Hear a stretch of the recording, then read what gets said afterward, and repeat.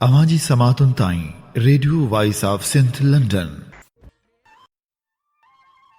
हल त हेकांदी थिएं वेही विझम वेर, दिल में आणम दौर तूं फिरण संदो फेर, तोड़े लही न पेर तपिण राहत ऋण में।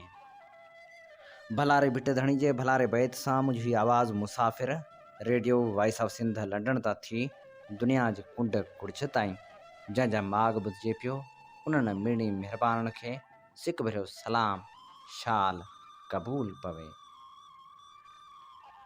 15 सेप्टेम्बर 2021 अरबा जे ॾींहुं प्रोग्राम कुझु वर्क किताब मां साण करे आऊं अव्हां जी ख़िदमत में हाज़ुर अव्हां जो पंहिंजो मेज़बान हबीब लगारी। प्रोग्राम जी शुरूआत में अव्हां लाइ इहा ई दुआ त शाल जितो हुजो, सुख सलामती सां हुजो, कॾहिं बि ॾुखियो ॾींहुं न ॾिसो ऐं कॾहिं बि अव्हां जूं मुर्कूं मेरियूं न थियनि। जीअं त अव्हीं बख़ूबी ॼाणो था त असीं प्रोग्राम कुझु वर्क किताब मां में शामिल कंदा आहियूं उन्हनि किताबनि मां चूंड वर्क जिन में सिंध जी तारीख़ समायल हूंदी आहे ऐं जिन में सुजाॻी जा सॾ समायल हूंदा आहिनि, पर उन सां गॾोगॾु हालात हाज़िरा ऐं सिंध जे ख़बरनि बाबति पिणु अव्हां खे आगाही ॾींदा आहियूं। सभ खां पहिरियां अव्हां जी ख़िदमत में पेश कंदासूं ख़ासि ख़बरूं। सिंध जे तालीम खाते में वॾे पैमाने ते खूबियुनि जो इंकशाफ थियो आहे।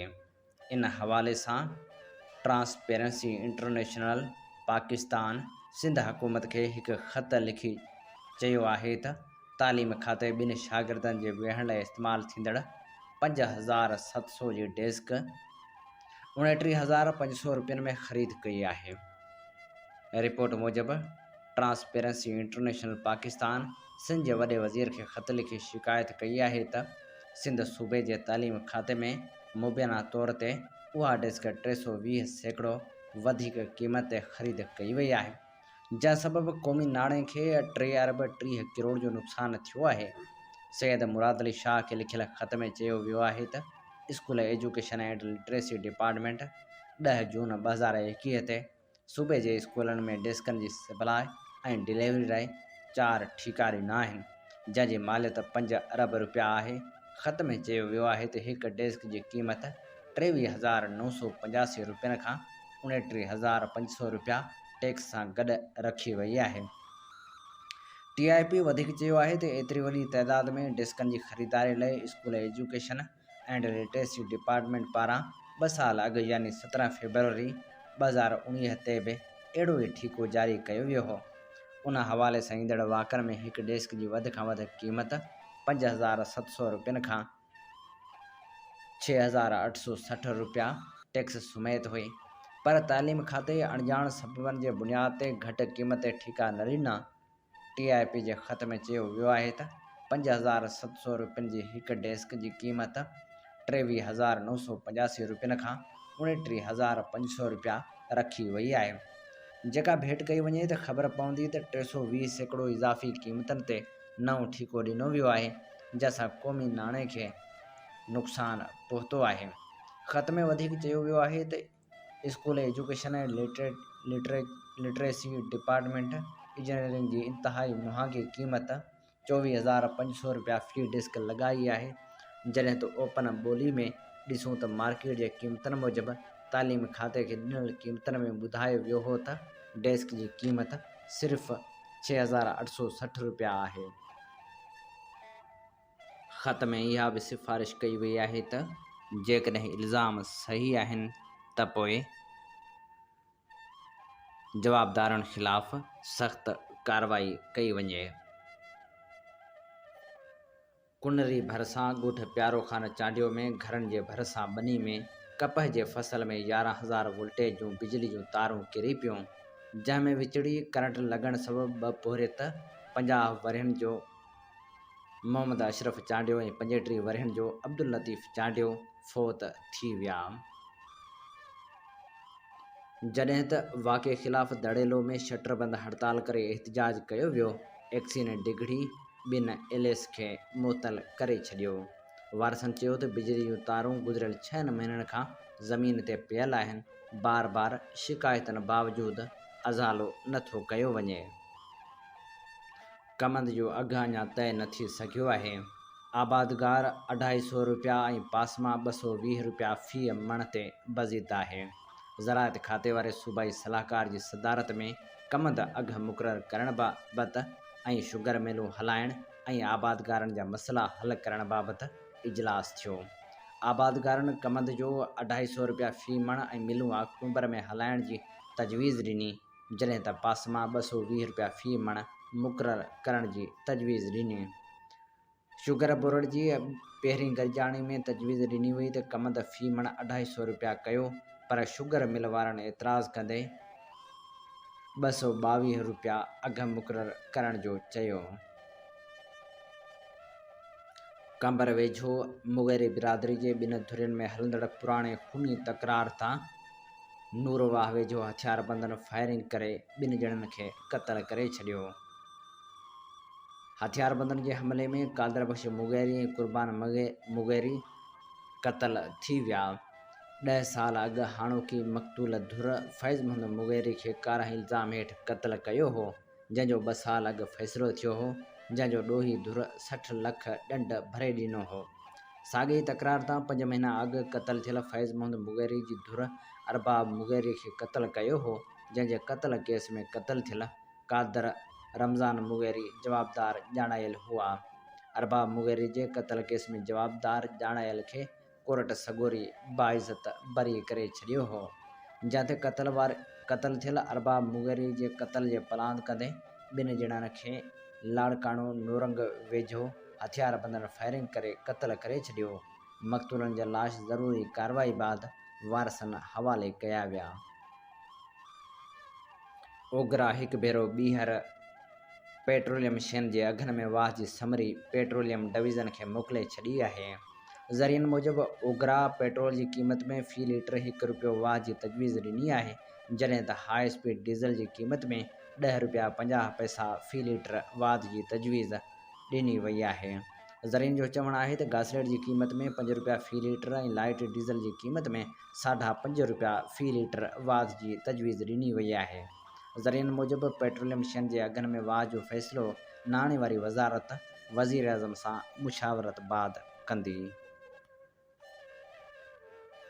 अफ़गानियुनि जे आबादकारी, पाणी ते धाड़े ऐं सिंध जे हज़ारे मुलाज़िमनि जे बरतरफ़ियुनि ख़िलाफ़ क़ौमी अवामी तहरीक जे सॾ ते मुख़्तलिफ़ शहरनि में काल्ह बि एहतिजाज जो सिलसिलो जारी रखियो वियो। मीरपुर बठोर में अशरफ पली जो कामरेड यूसुफ कोभार ऐं इक़बाल रिंद जी अॻवानी में एहतिजाजी मुज़ाहिरो कयो वियो। मसूह बुरगड़ी में नज़ीर बुलैदी ऐं अल्ताफ़ ख़ासखेली जी अॻवानी में अलाह वारे चौक खां प्रेस क्लब ताईं रैली कढी वई। खोरवाह में कामरेड विचू लाशारी, यूसुफ लाशारी, हाजी लाशारी ऐं पीर फराज़ शाह सिद्दीकी जी अॻवानी में फाज़ल राहू चौक ताईं रैली कढी वई। ॿुढो कंबराणी में मोहम्मद बचल हमदानी, नबी बख्श, ज़ुल्फ़कार रिंद ऐं ॿिनि जी अॻवानी में एहतिजाज कयो वियो। शहदादपुर में अली मर्दान खोसो, हुज़ूर बख्श ॾाहिरी, हसन खोसो ऐं ॿिनि जी अॻवानी में कारकुननि रैली कढी शहर जो गश्त कयो। उन मौक़े ते प्रेस तर्जुमान अशरफ पली जो चयो त वफ़ाक़ी हुकूमत सिंध सां मुसलसल ज़्यादतियूं करे रही आहे। सिंध में साज़िश तहत धारियुनि खे आबाद कयो पियो वञे, उहा सिंधी माण्हुनि खे अक़लियत में तब्दील करण जी साज़िश आहे। ॿिए पासे क़ौमी अवामी तहरीक जे सरबराह अयाज़ लतीफ़ पली जे चयो त अवाम खे बेवकूफ़ बणाइण लाइ वज़ीर खुलियल कचहरियुनि जो ड्रामो करे रहिया आहिनि। जेके वज़ीर पंहिंजे तकनि में का बि सहूलियत न ॾेई सघिया आहिनि, उहे ॿिनि ज़िलनि में खुलियल कचहरियूं करे करप्शन जा नवां तरीक़ा ठाहे रहिया आहिनि। सिंध हुकूमत 13 सालनि में अवाम खे पीअण जो साफ़ पाणी बि न ॾेई सघी आहे। खानवाण थाणे जी हद ॻोठ अब्दुल्लाह राजपूत में मानी देर सां पचाइण तां पीउ अब्दुल जब्बार राजपूत कुहाड़ियुनि जा वार करे पंहिंजी 14 वरनि जी नौजवान धीअ मुक़दस राजपूत खे क़तल करे छॾियो। इन सिलसिले में मालूम थियो आहे त जवाबदार पीउ अब्दुल जब्बार राजपूत मानी देर सां पचाइण ते मच्छर जी पंहिंजे 14 वरनि जी धीअ मुक़दस राजपूत ते कुहाड़ियुनि जा लगातार वार कया, जंहिंजे नतीजे में हू थॾे ते ई क़तल थी वई। निगरी जे दाहुं ते संस अमड़ जी भेण खेसि बचाइण लाइ पहुतियूं त जवाबदार मथनि बि हमिलो करण जी कोशिश कई, जिन भॼी पंहिंजी जान बचाई। जॾहिं त जवाबदार अब्दुल जब्बार राजपूत कुहाड़ी समेत फ़रार थी वियो, जंहिंखे बाद में खानवाहन पुलिस गिरफ़्तार करे नामालूम हंधि मुंतक़िल करे छॾियो। कुनरी जी जोज़फ कॉलोनी जी रहवासण नौजवान नारी पंहिंजे पीउ ऐं भाउ सां गॾिजी इंसाफ़ लाइ एहतिजाज कयो। मीरपुर ख़ासि में एहतिजाज कंदड़ नारी ॿुधायो त टिनि जवाबदारनि घर ते हमिलो करे हथियारनि जे ज़ोर ते अगवा कयो, जंहिंखां पोइ मुख़्तलिफ़ जायुनि ते रखी ज़्यादती जो निशानो बणायो वियो। हुन चयो त जवाबदारनि ख़िलाफ़ सख़्त क़ानूनी कार्रवाई करे मूंखे इंसाफ़ ॾियारियो वञे। पीर ॻोठ भरिसां ॻोठ वॾा खंभड़ा मां 17 वरनि जी सायरा खंभड़ो मुबैना तौरु अगवा थी वई आहे। अहमदपुर थाणे ते नारी जे भाउ इबरार खंभड़ो जी फ़रियाद ते चइनि जवाबदारनि शाहन खंभड़ो, ख़ान खंभड़ो, ज़ीशान खंभड़ो, इरशाद खंभड़ो मथां NC दाख़िल कराई वई आहे, जंहिंमें मौक़िफ़ इख़्तियार कयो वियो आहे त जवाबदारनि हथियारनि जे ज़ोर ते घर में दाख़िल थी असांजी भेण खे अगवा कयो। हीअ अव्हीं ॿुधी रहिया हुआ ख़ासि ख़बरूं।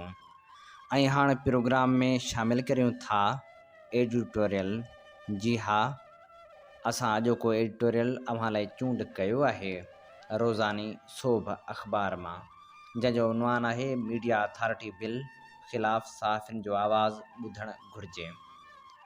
मीडिया अथॉरिटी बाबति बिल ख़िलाफ़ पाकिस्तान पीपल्स पार्टी समेत समूरी मुख़ालिफ़ धुर सहाफ़ियुनि सां गॾु बीही वई आहे।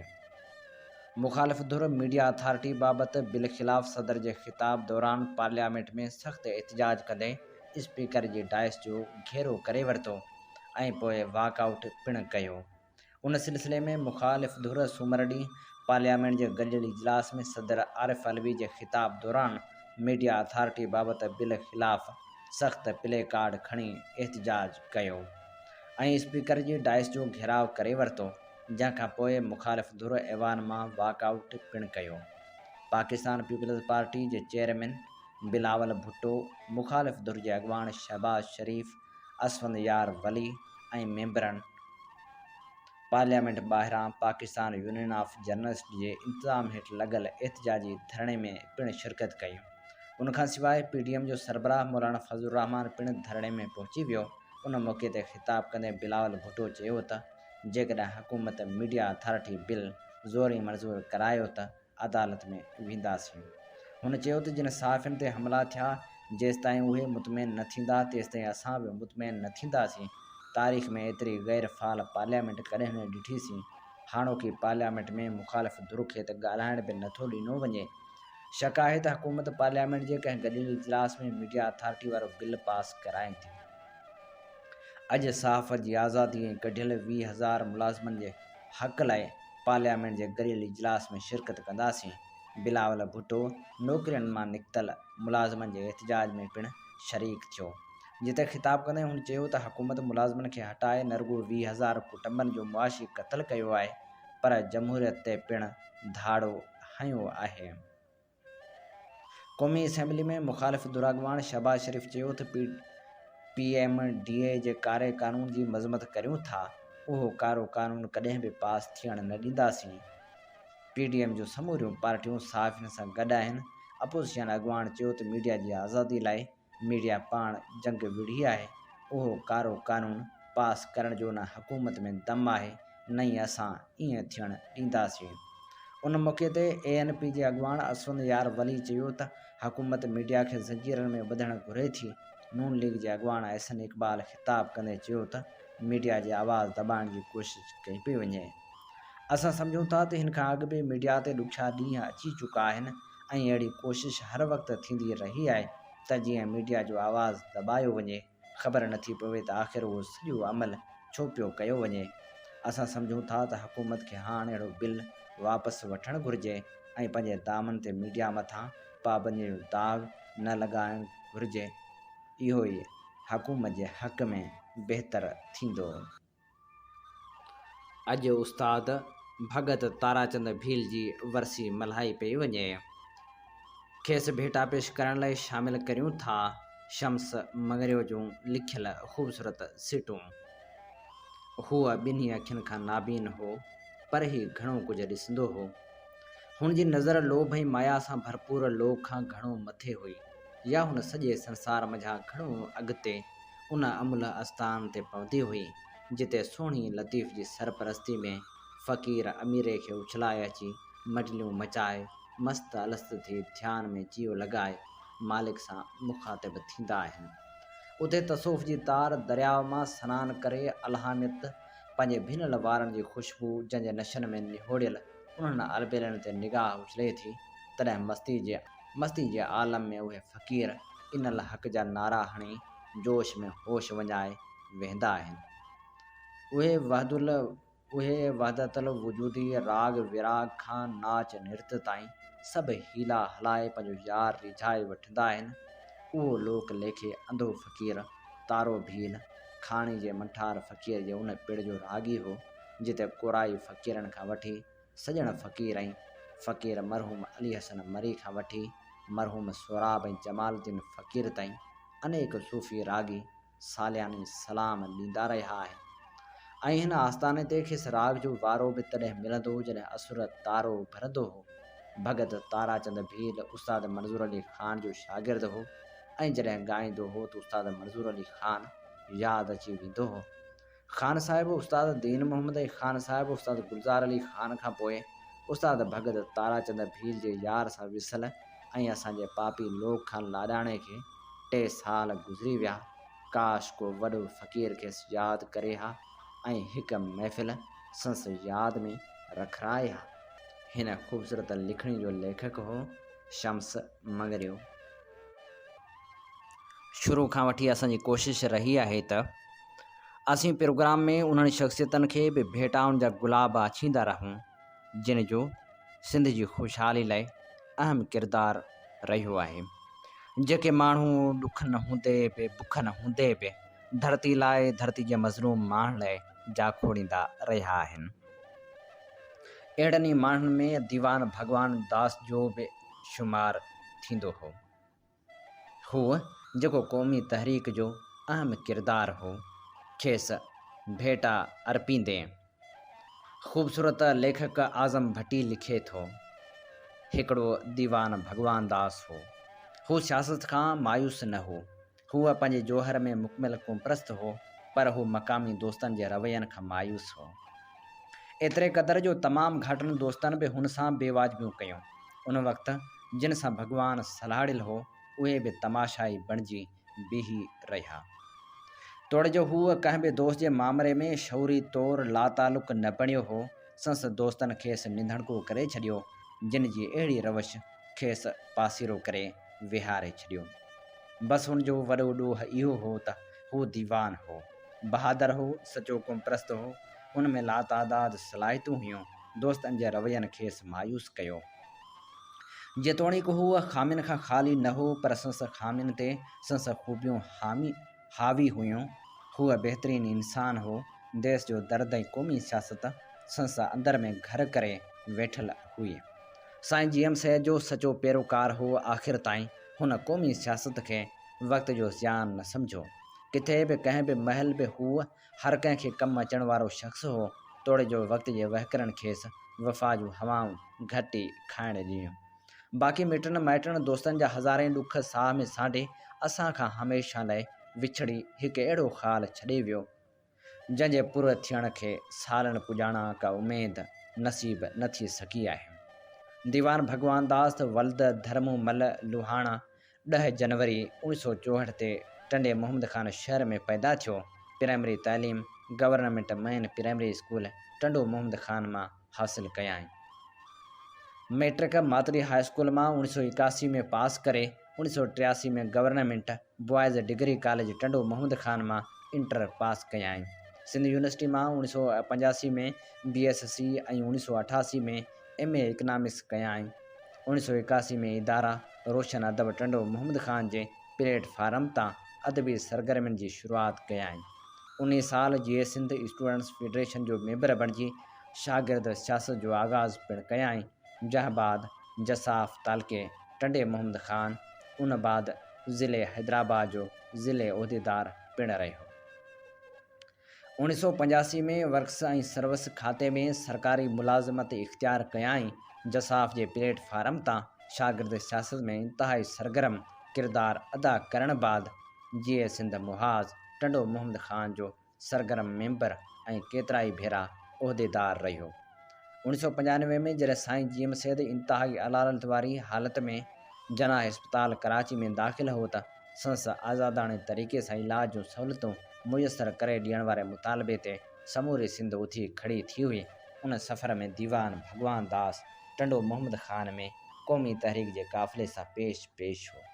मस्जिदनि खां मंदरनि ताईं ऐं गिरजा घरनि ताईं दुआउनि ऐं सदाउनि जे सॾ में हिन दीवान वसां न खटायो। अज़ली आवाज़ जे सॾ ते 25 अप्रैल 1995 ते साईं जीएम सैद लाॾाणो कयो त सन खां पोइ टंडो मोहम्मद ख़ान संस मर्तीअ जो वॾे में वॾो तॾो बणिजी पियो हो। उन समूरे कारवहिंवार में दीवान भगवान दास जो किरदारु हिकु मुतहरिक पर इंतहाई मुतहरिक कारकुन वारो बणिजी पियो हो। उहे सबबु हो जो सन बाद टंडो मोहम्मद ख़ान खे क़ौमी तहरीक जो ॿियो मर्कज़ सम्झो वेंदो हो। 1995 में साईं जीएम सैद जी वफ़ात खां पोइ सैद जे मुख़्तलिफ़ पोइलॻ धड़नि पारां जोड़ियल जीए सिंध क़ौमी मुहाज़ टंडो मोहम्मद ख़ान जो पहिरियों ख़ज़ानची ऐं उन बाद 1998 में जसकम तालके टंडे मोहम्मद ख़ान जो सदर चूंडियो वियो। सियासी ऐं समाजी सरगर्मियुनि में हमेशह अॻु खां अॻुभरो रहियो। टंडे मोहम्मद ख़ान जे शहरनि खे रमज़ान मुबारक जे महीने में जसकम जे प्लेटफार्म तां सस्ते अघ ते खंड फ्रूट जे स्टॉलनि जहिड़ियूं सहूलियतूं मुयसर करे ॾियण लाइ मुस्तक़िल तौरु जाखोड़ कया आहिनि। टंडो मोहम्मद ख़ान में कोपरत सियासत सां गॾु समाजी सरगर्मियुनि खे भरपूर हथी वठाइण में संस बुनियादी किरदारु रहियो। सियासी लाहन चाढ़ण सबबि 1982 खां 1988 ताईं केतिरा ई भेरा क़ैद बंद जूं अक़ूबतूं बर्दाश्त कया आहिनि ऐं आर्मी टार्चर सेलनि जा अज़ाब पिणु भोॻिया आहिनि। 2002 में अमली सियासत खां किनारा कशी इख्तियार करे पाबंदी सां पंहिंजी सरकारी मुलाज़मत खे वक़्तु ॾियणु लॻो। 2013 में गुर्दनि जे ख़तरनाक वबा जे वर चढ़ी वियो। कॾहिं बि हिमत न हारियईं। उन बाद कैंसर जहिड़े मूज़ी मर्ज़ में कुझु अरसो मुब्तला रहण बाद 5 सितंबर 2014 ते जुमे जे ॾींहुं देहांत करे वियो। टंडे मोहम्मद ख़ान जे शमशान घाट में हज़ारे अखियुनि आॾो संस अग्नि संस्कार कयो वियो ऐं संस वजूद जी समूरी रख सिंधु जे छोलनि जे हवाले थी वई। बसि कुझु न थी सघियो त क़ौमी तहरीक खे हिकु बहादुर दीवान कारकुन जहिड़ो वरी को ॿियो कारकुन न मिली सघियो। साणस वाबस्ता यादनि जी वीर जॾहिं वरंदी आहे त दिलि ऐं ज़हन जी कैफ़ियत अजीब बणिजी वेंदी आहे। ऐं हाणे प्रोग्राम कुझु वर्क किताबां में वर्क वरायूं था। जग मशहूरु किताब सिंध जूं सल्तनतूं जा, जंहिंजी लेखक आहे एलाइस अल्बेनिया ऐं इन जो तर्जुमो कयो आहे मुज़फ़र बुखारी। हीअ जग मशहूरु किताब नीरू बुक्स कराची पारां छपराए पधिरो कयो वियो आहे। एलाइस अल्बेनिया 1976 में लंडन में ॼाई। हुन अंग्रेज़ी अदब जी तालीम कैम्ब्रिज मां ऐं ॾखण एशिया जी तारीख़ बाबति डिग्री SOES मां हासिलु कई। उन दौरान हुन 2 सालनि ताईं दहली में सहाफ़ी ऐं एडिटर तौरु कमु कयो। उन दौरान हुन अफ़गानिस्तान, भारत, पाकिस्तान ऐं तिब्बत जो सफ़रु कयो ऐं पंहिंजे पहिरें किताब एम्पायर्स ऑफ इंडस ते कमु करणु शुरू कयो। हुन जो अञा इहो किताबु पधिरो बि न थियो हुयो त खेसि संस हुन कम ते रॉयल सोसाइटी ऑफ लिटरेचर पारां एवॉर्ड पिणु ॾिनो वियो। जी हा, वर्क वरायूं था सिंधु जूं सल्तनतूं जा। एलाइस अल्बेनिया किताब में पंहिंजे पारां में लिखे थी, उहो ॾेह जिते बरसातूं तमामु घटि पवनि थियूं उते दरिया जी हैसियत सोन खां घटि न हूंदी आहे। पाणी तख़लीक़ जी सघ रखंदड़ आहे, इंसानी ख़्वाबनि जो सृजनहार आहे, ज़िंदगी जो ओहञाण आहे, ज़रायत जो कारण आहे, धर्म ऐं जंग जो सबबु बि आहे। जीअं ई पहिरियों क़दीम अफ्रीकी रहवासियुनि होमोसेनियन्स हिजरत कई त सिंधु जा किनारा बुखियनि फ़ातहनि जी आमाजगाह बणिजी विया। दुनिया जे अवाइले शहरनि हिते जनमु वरितो ऐं अॾावतूं शुरू थियूं। भारत जो क़दीम संस्कृत अदब दरियाउनि बाबति ई आहे। इस्लाम जा प्रचारक उन्हनि पाणियुनि जे कपिड़नि ते निर्वार थिया। पाकिस्तान सिंधु सभ्यता जो नओं मालिक आहे। मूंखे यादि आहे जॾहिं पहिरियों भेरो मुंहिंजे दिलि में सिंधु खे ॾिसण जी ख़्वाहिश पैदा थी हुई, उहा बसि अंधेरे कमरे में चिणग जी निर्वार थी हुई। आउं 23 सालनि जी हुयसि, दहली में फ्लैट जी छित ते गर्मी खां बचण लाइ वेठी हुयसि ऐं रगवे जो मुतालो पिए कयमि। पघर मुंहिंजे पुठनि तां सीरूं करे वेही रहियो हो। उहा अप्रैल 2000 जी ॻाल्हि आहे। लॻभॻि 1 साल अॻु पाकिस्तान ऐं भारत विच में कारगिल जंग जी पुॼाणी थी हुई। अख़बारूं जेके सुबुह सवेर छोकिरो मुंहिंजी फ्लैट जे आगर में उछलाए वेंदो हो, से पाकिस्तान ख़िलाफ़ लेखनि सां भरियूं पियूं हूंदियूं हुयूं त उहो हिकु बदमाश मुल्क आहे।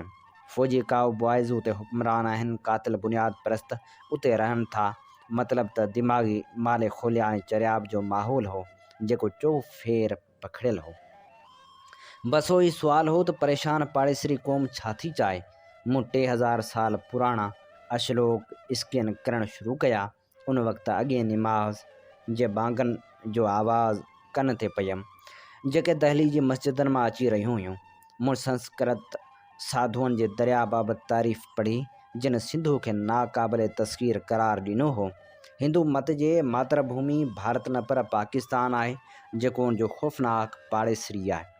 उन वक़्तु मूं ते हर वक़्तु बस में सफ़र वक़्तु, हफ़्तेवार मोकलनि ते ऐं रात जे वक़्तु पंखे हेठियां लेटींदे हिंदुस्तान जी तारीख़ जे मुताले जो जनून सवार हो। उहो ई सबबु हो जो मूं जेॾहिं मुंहुं ते कयो उन पासे मूंखे सिंधु नज़र थे आई। उते जा वापारी 5000 साल अॻु मेसोपोटामिया सां वणिज वापारु कंदा हुआ। फ़ारस जे हिकु शहनशाह 6वीं सदी क़बल मसीह में उनजो नक्शो बि चिटियो आहे। गौतम बुद्ध तख़्त ऐं ताज त्यागण खां पोइ सिंधु जे किनारनि ते अची रहियो। यूनानी बादशाह ऐं अफ़गान सुल्तान बि वॾा लश्कर वठी हुन जे किनारनि ते आबाद शहर फ़तह कंदा रहिया। सिख मत जे बानी गुरु नानक ते बि उन में छोड़ कंदड़ हिकु नदी में सनानु कंदे हक़ीक़तनि जे राज़ जी उपटार थी हुई। बरतानिया बि पंहिंजे गनबूट ज़रिए काहूं कयूं ऐं 1 सदी ताईं उन खे बेठक बणाए रखियो ऐं उन सिंध खे भारत खां अलॻि कयो हो। सिंधु नदी 1947 ताईं हिंदुस्तानी ज़िंदगी जो हिसो हुई। इंडिया वारो नालो बि इंडस ताईं खयल आहे। क़दीम संस्कृत पंडित उन खे सिंधु सॾींदा हुआ। फ़ारसियुनि उन खे हिंदू में तब्दील कयो ऐं यूनानियुनि हिंदू मां एछ कढी इंडू करे छॾियो। चीनियुनि उन खे इंडस बणायो ऐं अहिड़ी तरह उन मां इंडिया, हिंदू ऐं इंडीज़ तख़लीक़ थिया। सिकंदर आज़म जे वक़्त जे तारीख़दाननि इंडस वैली सिंधु माथिरी बाबति लिखियो, दिलचस्प कहाणियूं तख़लीक़ कयूं ऐं हुननि उन खे इंडिका जो नालो ॾिनो। इंडिया ऐं उन जे दरियाहनि मग़रब जे तस्वर में नवां ख़ाका पैदा कया। सवें साल पोइ जॾहिं हिंदुस्तान जो विरहाङो थियो त नएं मुस्लिम रियासत जो उहो हक़ हो त उहा पंहिंजो नालो सिंधु माथिरी यानी इंडस वैली जे नाले पुठियां इंडिया रखे या अञा बि उन खे हिंदुस्तान करार ॾिए। जीअं उन खे 18वीं सदी जे अंग्रेज़ मलाहनि उहो नालो ॾिनो हो, पर मोहम्मद अली जनाह अंग्रेज़नि पारां ॾिनल उहा सलाह रद्द करे छॾी हुई ऐं हुन उनजो नालो पाकिस्तान यानी पाकनि जो वतन मुंतख़िब कयो। हुनजो ख़्यालु हो त दहली जूं इख़्तियारियूं पंहिंजे मुल्क खे क़दीम संस्कृत वारो नालो भारत ॾींदियूं, पर जॾहिं ईअं न थियो त हुननि खे ॾाढी कावड़ लॻी हुई। जनाह जो ख़्यालु हो त अंग्रेज़नि जो ॾिनल नालो इंडिया क़बूल करे हुन माज़ी तां हथ खणी छॾियो आहे ऐं रुॻो मुफ़ादनि ख़ातिर अंग्रेज़नि खे ख़ुशि करण जी कोशिशि कई आहे। हुनजो ख़्यालु हो त पाकिस्तान खे धार करे फिटो कयो वियो आहे। दहली में 2 सालनि ताईं रहण दौरान मुंहिंजे साम्हूं अहिड़ियूं केतिरियूं शयूं आयूं जिन में चिथरूं, नालनि जा बिगाड़ ऐं तारीख़ जी गूंज बि शामिल आहिनि। पर मुंहिंजो सिज जे लुसाटींदड़ गर्मी जे करे सुकल तस्वर इहो आहे त उहो सभु कुझु सिंधु नदी जे करे आहे। उहा नदी जेका तिब्बत जे बुलंदियुनि तां शुरू थिए थी ऐं कराची लॻ अरबी समुंड में छोड़ करे थी, हुन उन जे पाणी खे शिकल ॾियण जी कोशिशि कई आहे जेको नदी किनारे मज़बूत क़िला तमीर करण सां गॾु लोक गीतनि जी छूंकार जो कारण बि आहे। उन में ॿियूं नदियूं बि अची पंहिंजो हिसो शामिलु कनि थियूं। उहा नदी पाण सां गॾु सोन बि आणे थी, तॾहिं त खेसि नाग देवता जी रिहाइश गाह बि चयो वञे थो। तारीख़ जे तहनि खे मापण ऐं परखण लाइ नेठि आउं पाकिस्तान आयुसि। उहा तारीख़ जंहिं दुनिया ते तमामु गहरा असर छॾिया आहिनि। पाकिस्तान गुज़िरियल 60 सालनि दौरान फ़ौजी आमरियतनि जी दहशतगर्दी जो शिकार रहियो आहे। रियासत खे मज़हब जे ग़लति तशरीह करे गुमराह कयो वियो आहे ऐं हाणे उहो मुल्क मग़रिब जी दहशतगर्दी ख़िलाफ़ जंग जे नतीजनि में दहशतगर्दी जो शिकार आहे। हिते रुॻो जनरलनि ऐं जिहादियुनि जो ज़ोर हले थो। सिंधु माथिरी जेका सियासत मज़हब ऐं अदब जी तारीख़ जो तसलसल आहे ऐं उहा तारीख़ जेका सदियुनि ते पखिड़ियल आहे, जंहिंमें तिब्बत ऐं भारत बि भाईवार आहिनि। मूंखे सिंधु माथिरी जी उन तारीख़ जी ॻोल्हा आहे ऐं उन लाइ मूं सिंधु किनारे सफ़र करे माण्हुनि खां संदन उन तारीख़ जे तारीख़ी विरसे बाबति पुछिणो आहे। मूंखे उन जी तलाश में सिंधु जो उभारो सफ़र करणो आहे। उहा सिंधु नदी जंहिं कराची में पाकिस्तान खे जनमु ॾिनो हो ऐं हज़ारे साल अॻु तिब्बत खां पंहिंजो सफ़र शुरू कयो हो। जॾहिं ख़ुदि उन नदी जो जनमु थियो हो, पंहिंजे सफ़र दौरान खेसि मुख़्तलिफ़ नालनि सां सॾियो वञे थो। उहे नाला यकीनी तौरु आमरनि जे नालनि खां वधीक सुहिणा आहिनि। सिंध में उनखे भोराली नदी बि सॾियो वञे थो, छाकाणि त मैदानी इलाइक़नि में दाख़िल थियण खां पोइ उहा नदी पंहिंजी मर्ज़ी सां समुंड ॾांहुं सफ़र कंदी हुई ऐं कॾहिं किथां त कॾहिं किथां पई समुंड में छोड़ कंदी हुई। मैदानी इलाइक़े में उन नदी जी मर्ज़ी हलंदी हुई। हितां जा माण्हू उनखे समुंड बि सॾनि था। उहे नाला उनखे उनजी वसत जे करे ॾिना विया आहिनि ऐं उहा नदी माथिरियुनि ऐं तहज़ीबनि खे जनमु ॾींदी रही आहे। अफ़गानिस्तान जे भर वारनि ख़ैबर पख्तूनख्वा सरहद सूबे जे इलाइक़नि में उनजो नालो नीलाब आहे। नीरे पाणी जे करे उहो नालो मथसि पियो आहे। शेर दरिया बि सॾियो वञे थो ऐं अबासीन यानी दरियाउनि जे पीउ जो बि ख़िताब मिलियल अथसि। जाबलू वहिकरण दौरान उते जा माण्हू मुख़्तलिफ़ ॿोलियूं ॻाल्हाइनि था ऐं मुख़्तलिफ़ मज़हबनि जा पैरोकार आहिनि ऐं उनजे करे नाला बि मुख़्तलिफ़ अथसि। बल्टीअ सिंधु नदी खे गेमतुश यानी अज़ीम बोड ऐं सूफ़ो यानी नर नदी सॾनि था। लद्दाख ऐं तिब्बत में उनखे संगी सांपो यानी शेर दरिया सॾियो वञे थो। अॼु विरहाङे ऐं फ़ौजी सरहदी चौकियुनि जे करे हिन दरिया जे माण्हुनि खे हिक ॿिए खां धार कयो वियो आहे, पर पोइ उते जे माण्हुनि जा क़दीम लॻ लाॻापा अञा बि बरक़रार आहिनि। उन नदी जी पुरसरारियत मूंखे सफ़र ते उभारियो ऐं उन करे हिन किताब जो मरकज़ी नुक़्तो बि उहा ई नदी आहे जेका उते जे रहवासियुनि लाइ दिलि लुभाईंदड़ हैसियत रखे थी। सिंध जे सहराउनि खां तिब्बत जे पहाड़नि ताईं हारी उन नदी जी पूॼा कनि था ऐं शाइर उन जी सनाख़ानी में मसरूफ़ आहिनि। एतिरी इबादत ऐं सनाख़वानी कंहिं बि देवता या सियासतदान जी नथी कई वञे जेतिरी सिंधु जी कई वञे थी।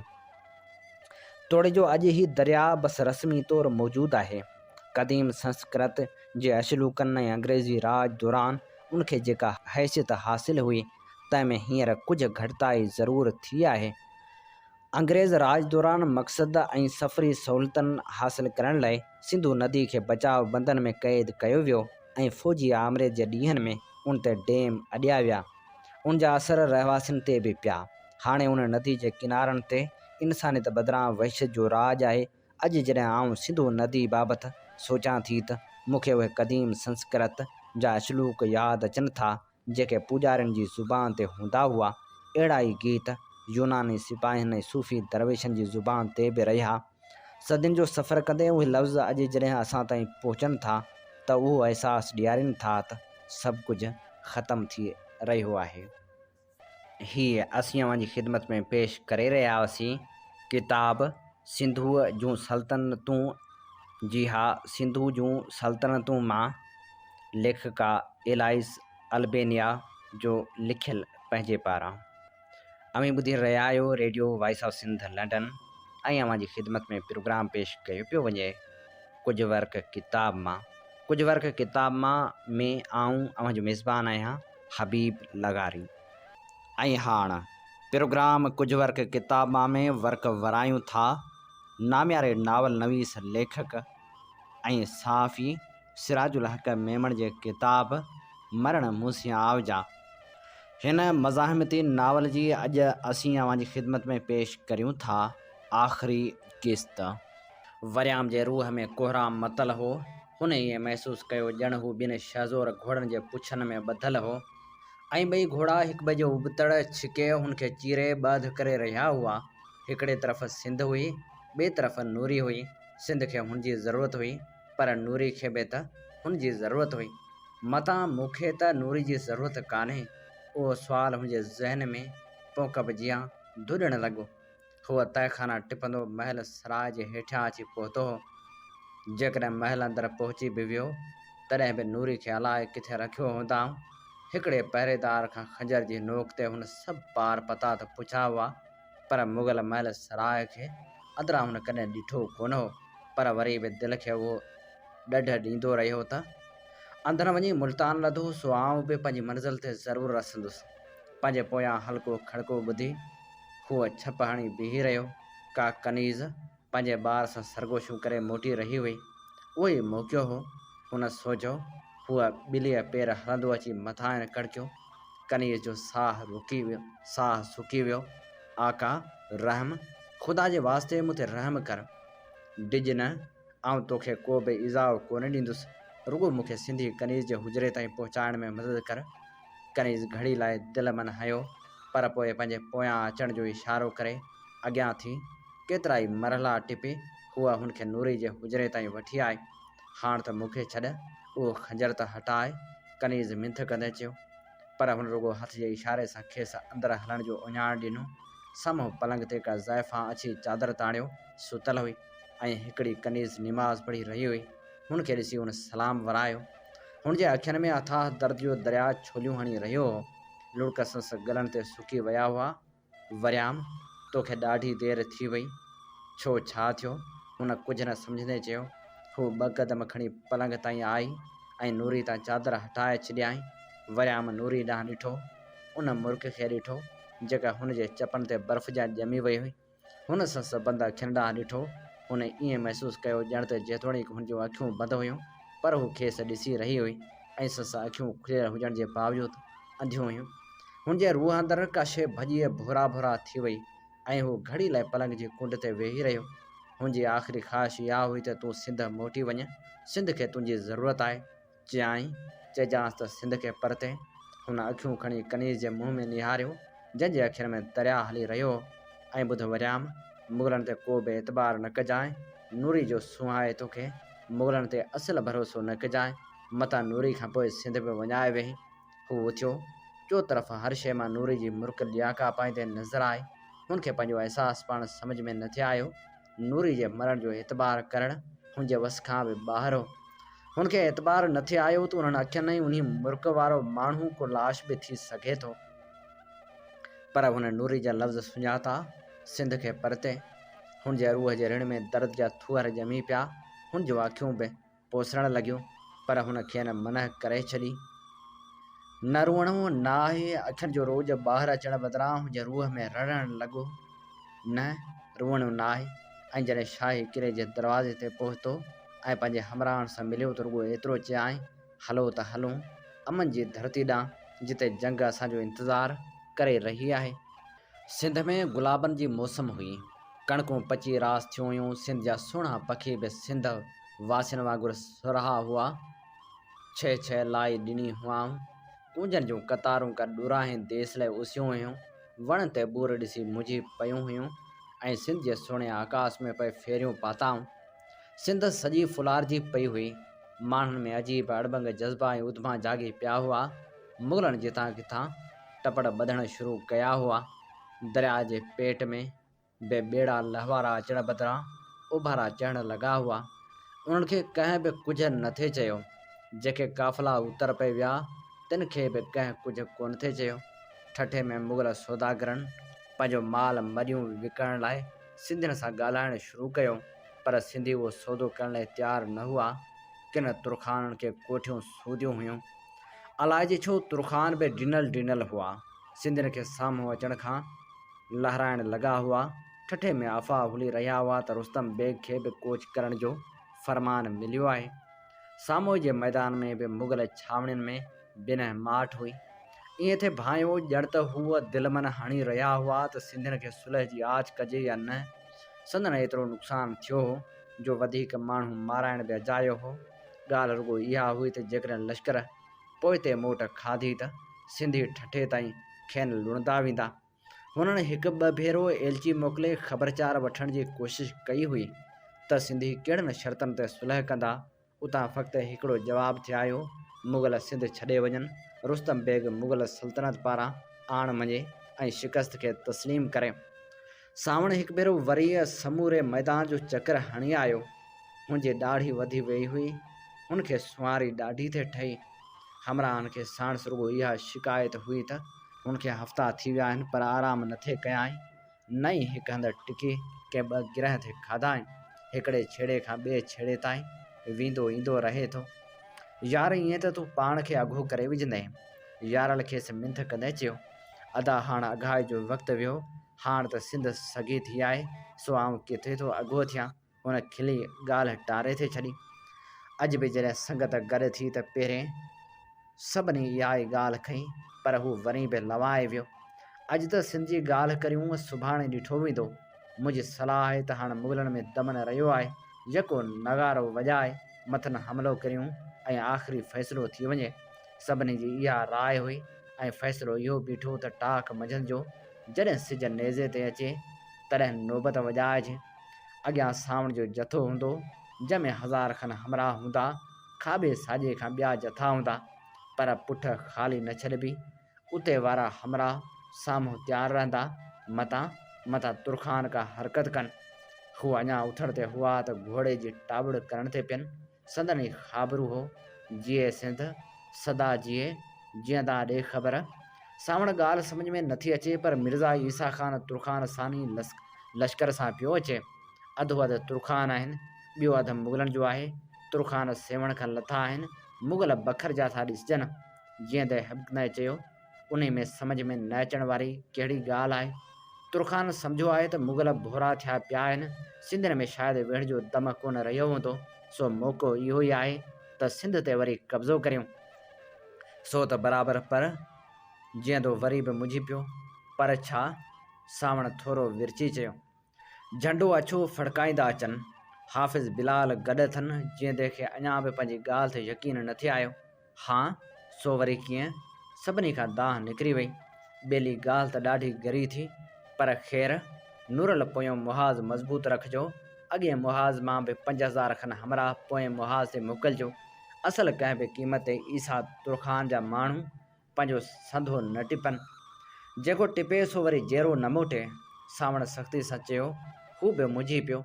हाफ़िज़ बिलाल ते शक करण ते हुनजी दिलि असल मञे ई न, पर हक़ीक़त अखियुनि में पिए घोरियो। हुन नेड़ी सिंधी मिटीअ मां बुक भरे खेसि चुमी पंहिंजे वारनि में वहाए छॾियो। अला साईं, मुंहिंजी मिठी सिंध खे अमान में रखजांइ। थोरी देरि बि कान गुज़री त हाफ़िज़ बिलाल बि अची लथो। सावण का घड़ी संस अखियुनि में निहारींदो रहियो। संस अखियुनि मां एतबार हलियो वियो हो। हू अॻिते न वधियो त हाफ़िज़ बिलाल जी दिलि रोई ॾिनो। सावण भाउ, मूं में तो शक आणी। हाफ़िज़ जे रूह मां रड़ निकिरी वई। हाफ़िज़, माफ़ कजां, पर हाणे असीं उते पहुता आहियूं जिते थोरी चुक बि सिंध खे वरी ग़ुलाम बणाए छॾींदी। सो भलाई करे ॿुधाए त तूं मुग़लनि ऐं तुरखान सां कीअं? सावण कोशिशि कई त रुखो न थिए, पर रुखाए खे रोके न सघियो। आफ़रीन आहे तो ते सावण। आउं तोखे मयार ॾियां त शल किनो थी मरां। तुंहिंजो शक बजा बि आहे ऐं ज़रूरी बि आहे, पर पोइ हुन सॼे सस खे सरबस्ती ॻाल्हि करे ॿुधाई। ईसा ख़ान रुॻो मिर्ज़ा रुस्तम बेग खां सिंध असांजे हवाले कराइण जो परवानो लिखाए ॾींदो। लश्कर हुन उन करे आंदो आहे त मतां मुग़ल शहनशाह ख़िलाफ़ु बग़ावत कनि, जीअं कंधार में थियो। अधो अधु माण्हू उथी हाफ़िज़ खे भाकुर विधा, पर अलाए छो सावण जे भाकुर में उहा गरमजोशी कान हुई। तूं चईं थो त पोइ एतबार करिणो थो पवे। सावण अञा बि बेदिलियो थी चयो। सलाह इहा बीठी त ॾहाको हमराह सावण ऐं हाफ़िज़ बिलाल सां गॾिजी अध पंध ते रुस्तम बेग ऐं मुज़फ़र ख़ान वारनि सां गॾिजाणी कंदा। ईसा ख़ान तुरखान जे अॻियां रुस्तम बेग सिंध जो परवानो लिखी ॾींदो। पोइ मुग़ल लाहौर वञण जूं तयारियूं कंदा ऐं ईसा ख़ान तुरखान मुग़लनि सां गॾिजी मोटी वेंदो। सावण पंहिंजा हमराह चूंडे ढोरो टिपे मथे आयो त हिकिड़े पासे खां रुस्तम बेग ऐं मुज़फ़र ख़ान थे आया त ॿिए तरफ़ां ईसा ख़ान पंहिंजे झंडे सां कुझु माण्हुनि सां पयायो। सलाम दुआ खां पोइ ॻाल्हियूं हलियूं। सावण जो चवणु हो त मुग़ल ठठे मोटी न वञनि। रुस्तम बेग जो चवणु हो त मुग़लनि जा माल मिल्कियतूं ठठे में हुयूं। उन्हनि खां सवाइ हुननि जूं हवेलियूं बि हुयूं। संदन हरम ऐं कनीज़ूं हुयूं, तिन खे पोयां कोन छॾींदा। ॻाल्हि त बराबरि जाइज़ हुई, पर सावण असल न मुड़ियो। नेठि ईसा ख़ान विच जो रस्तो कढियो त मुग़लनि जा फ़क़्ति 2 दस्ता ठठे वेंदा ऐं ईसा ख़ान जा लश्करी खेनि काफ़िलनि ठाहिण में मदद कंदा। अवां जा घणा लश्करी वेंदा ठठे। सावण ईसा ख़ान खां पुछो। ईसा ख़ान सावण जे घोर खां अखियूं बचाईंदे चयो, घणा न, फ़क़्ति जेतिरा ज़रूरी हूंदा इजो हेतिरा। हुन हिक तरफ़ इशारो कयो। हुन जे इशारे ते हज़ार खन घोड़े सवार भाला हथनि में बरक़ रफ़्तारी सां हुननि ॾांहुं वधंदा आया। हाफ़िज़ घोड़नि जी टाबड़ टाबड़ ॿुधी उथी बीही रहियो त साम्हूं हिकिड़े तुरखान भालो संस पेट में टुॿे ॾिनो। मुग़ल ऐं तुरखान सिंधियुनि ते भाला ताणे बीही रहिया। सावण पाण सां दुलाब कयो अथनि, सिंध ते क़ुर्बान थी वेंदासूं, पर सिंध खे मुग़लनि या तुरखान वटि वरी ग़ुलाम बणिजण न ॾींदासूं। वरियाम रड़ कई। हिकिड़ो ॿियो भालो ईसा ख़ान तुरखान जे नेड़गढ़ में खुपी वियो। सावण ऐं संस हमराह बि हथियार कटे पंहिंजे साम्हूं बीठल मुग़लनि ऐं तुरखान सां मुक़ाबिल थिया। मुग़लनि सम्झो हो त तुरखान छह सवारनि खे ॾिसी सिंधी हिसजी वेंदा, पर हेलोका सिंधी हिसजण वारा कोन हुआ। सावण खे ॼण त जिन पइजी वियो। हुनजो भालो ईअं थिए कड़कियो ॼण त मंझंदि खिवण लही पई हुई। सावण जा हमराह बि मञल जुंगजू हुआ। वरियाम ऐं संस हमराहनि खे ॾिसी हुन जी दिलि ॿीणी थी वई। तुरखान जा छह सवार जेसीं पहुचनि, तंहिंखां अॻु रुस्तम बेग ऐं ईसा ख़ान सां आयल समूरा मुग़ल ऐं तुरखान किरी पिया हुआ। वरियाम सावण जे साथियुनि खे ॿेल चढ़ण जो इशारो करे घोड़नि खे मोड़ो ॾिनो। हर को सिंधी वरियाम जे कंहिं न कंहिं साथी जे घोड़े ते ॿेल चढ़ी पियो ऐं पोइ तुरखान सवारनि जे नज़रनि जे अॻियां उहा ढोरो लही पिया। हू अञा पंहिंजे पासे लथा त जंग जी नौबत वॻी। सावण आव त यको फ़ैसिलो करे विझूं, तूं मुग़लनि वारो पासो संभाल, असीं पोएं पासे तुरखाननि खे था पुॼूं। हूअं लाबारनि जा ॾींहं वेझा आहिनि। बिस्मिल्लाह दिलबर बिस्मिल्लाह। जीअं सिंध, जहिड़ा रहियासीं त आज़ाद सिंध में साह खणंदासीं, न त परतासूं सिंध खे। सावण हुजत करे चयो ऐं पोइ रिण में राड़ो थियो। सिंधी हिकु पासे मुग़लनि सां विढ़िया त ॿिए पासे तुरखान सां। सावण वरियाम नूरल जखरो जीवण यारल संघार तमाची ऐं सवें हज़ारे सोढा ईअं विढ़िया ॼण त अॼु न विढ़िया त पोइ खिलण हा बि थी पवंदा। मुग़ल ऐं तुरखान ईअं थिए किरिया ॼण त मंझंदि लाबारो पइजी वियो ऐं पोइ सिज लहण ते सॼो आसमान खून जो रंग वठी बीही रहियो। उन शफ़क़ में सिंध जो सतरंगो इनलठी झंडो ईअं थिए झूलियो ॼण त सिंधियुनि आसमान ते झंडो खोड़े छॾियो आहे। हीअ असीं अवां जी ख़िदमत में पेश करे रहिया हुआसीं नामियारे नावल नवीस कहाणीकार सिराजुल हक़ मेमण जे नावल मरण मूसियाव जी आख़िरी क़िस्त। इन ते प्रोग्राम कुझु वर्क किताब मां जो वक़्तु पंहिंजी पुॼाणी ते पहुचे थो।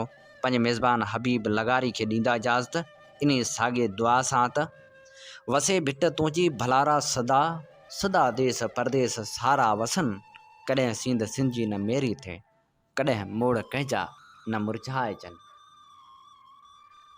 सिंध मुंहिंजी अमा सूंह तुंहिंजी मथां छा लिखी, छा लिखां छा लिखी छा लिखां। सिंध मुंहिंजी अमा दुनिया जा सिंधियो हिकु मुठ थी सिंध बचायो। सिंध मुंहिंजी अमा सूंह तुंहिंजी मथां छा लिखी छा लिखां। सिंध जो क़ौमी आवाज़ radio voice of Sindh London.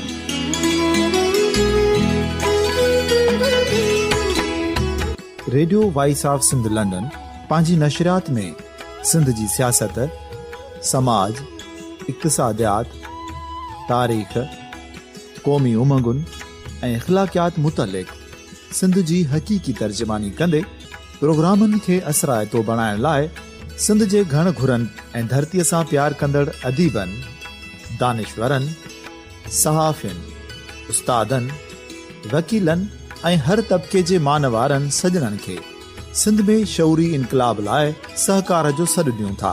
अचो त गॾिजी सूफ़ियुनि ऐं संतनि वारी सिंध जो ओज हिकु मुठ थी वरी वापसि आणण वारे सफ़र जा साथारी बणिजऊं।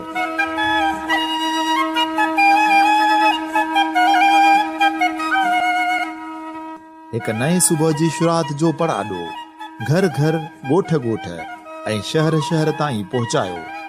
शाल सिंध आबाद ऐं ख़ुशहाल थिए, सिंधी माण्हू सुखियो ऐं सताबो थिए।